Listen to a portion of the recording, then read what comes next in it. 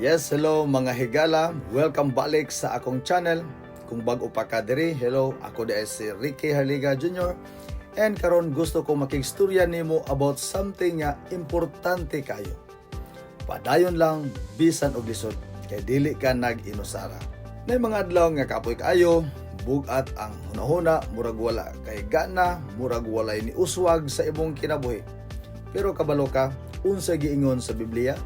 Busa ayaw kamo kaluya.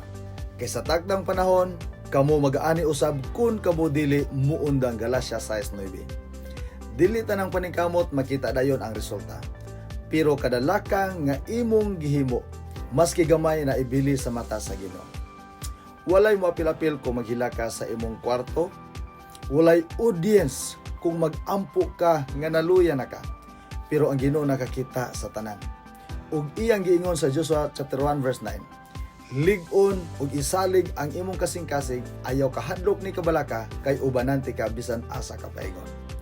Busa bisan og lisod ang adlaw, padayon lang. Show up, pray, buhata ang imong makaya. Ayaw hunong higala. Dili kinahanglan nga perfect ka, dili kinahanglan nga kusgan ka pirmi. Ang importante mibarug ka og usab. Ang mga matarong mahimong mapukan 7 ka beses apan sila mutindog pag-usab. Proverbio 24:16.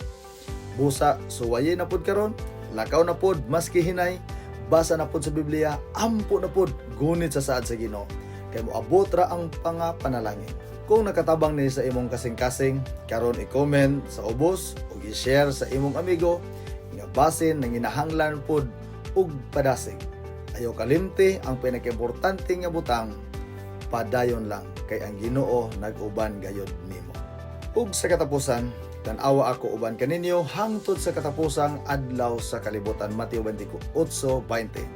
Amping mutanan, kita ta sa sunod na pod nga higayon. God bless ug mayong adlaw sa tanan.